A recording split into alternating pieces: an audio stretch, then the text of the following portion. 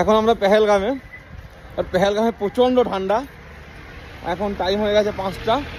Market থেকে একটু উপরে আমাদের হোটেল, তো ওখানে সব গেস্টরা আছে। ওরা কেউ বৈশালান গেছে, কেউ বেতাব ভ্যালি গেছে। আর পেহেলগামে যে সাইট সিনগুলো হয়, আর এখন পেহেলগাম মার্কেটের কী সিচুয়েশান সেটা আপনাদের দেখাচ্ছি। আমরা আসলাম একটু মিষ্টি ফিষ্টি নিতে, কারণ কালকে সব ব্যাক করবে, সেই জন্য লাস্ট দিন, তো একটু ডিনারের সঙ্গে মিষ্টি ফিষ্টি আমরা দিই। দেখুন, এটা হচ্ছে পেহেলগাম মেন মার্কেট।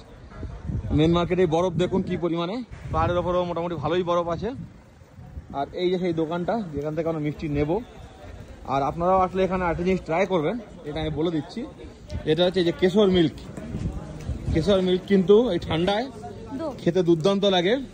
হ্যাঁ, আমরা কিন্তু যখনই আসি এই কেশর মিল্ক খাই, ঠান্ডায় গরম গরম কেশর মিল্ক।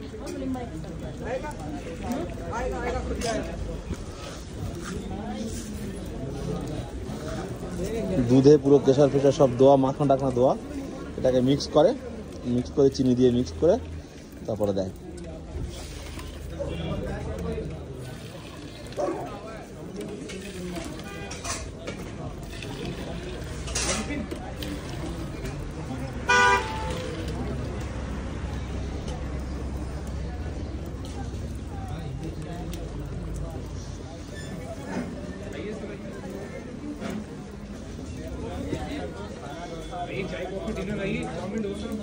যাবে একটু মালাই।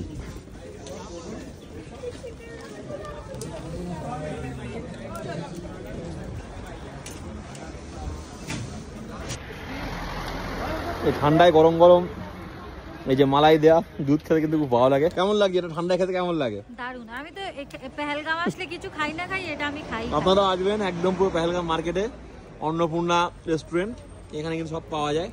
এখান থেকে আমরা মিষ্টি নেবো, এখানে পাকোড়া ফাকোড়াও পাওয়া যায়। গোলাপ জামুন রেডি হয়ে গেছে? আমাদের নেওয়া হয়ে গেল গোলাপ জামুন, জিলেবি, লাড্ডু। তো আজকে সেই দিন, সেই জন্য আমরা একটু ভালোভাবে আপ্যায়ন করার জন্য অনেক কিছু নিয়েছি। এখন ডিনার টাইম হয়ে গেছে, 9টা বাজে। আমরা ডিনার রেডি করে ফেলেছি গেস্টদের জন্য। তো আমি ভাবলাম যে আপনাদের একবার দেখিয়ে দিই যে কি ডিনার আজকে আছে। মেনুটা দেখাই আপনাদের। আজকে মেনুতে প্রথমেই আছে একদম গরম গরম ধোঁয়া ওঠা ভাত, তারপরে আছে এখানে ডাল গরম গরম, এখানে পাকোড়া, ওদিকে পাকোড়া ভাজা চলছে, এখানে পাকোড়া ভাজছে।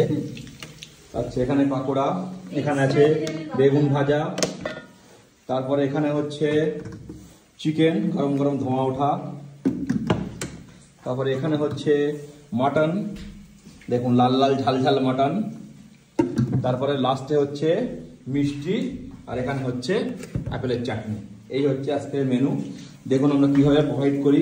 আমরা কিন্তু একদম হটপটে করে নিয়ে আসি এবং গরম গরম প্রোভাইড করি। এবারে গেস্টের ডাকা হবে। দাদা, রান্না বান্না কেমন হচ্ছে বলো? রান্না নিয়ে কোনো কথাই নেই, দুর্দান্ত দাদা, অদ্ভুত, দুর্দান্ত। বৌদি বলুন। ঠিক আছে, বাঙালি খাবার অনেকদিন পর, 3-4 দিন পর। ভালো হয়েছে রান্না, খুব টেস্ট। Thank you. আর গরম গরম সার্ভ হয়েছে। হ্যাঁ, একদম গরম গরম সব। অ্যাকচুয়ালি কাশ্মীরে এসে সবাই বাঙালিরা চায় একটু বাঙালি ফ্লেভার। বাঙালি ফ্লেভার যদি না পায়, সবাই অনেক কিছু দেখে এই কুইজিন খেতে আসে, ওটা একদিনের জন্য এনাফ। বাট লং টার্ম মানে 5 দিন 10 দিন যদি কেউ থাকে, তখন ফেড আপ হয়ে যায়। একদম আগে খেয়ে নি, তারপর কথা বলবো। প্রত্যেকের দরকার। এত সুন্দর দাদা বৌদির অ্যারেঞ্জমেন্ট করা, মানে ফ্যান্টাস্টিক। খুব ভালো খেলাম। থ্যাংক ইউ দাদা। কলকাতার লোক, নিজের লোক, কারোর কোনো টেনশন নেই, বিন্দাস। এইটাই দাদার কাছ থেকে বিরিয়ানি খেয়েছি, এইটাই আশা করেছিলাম, তার জন্য ঠিক আছে।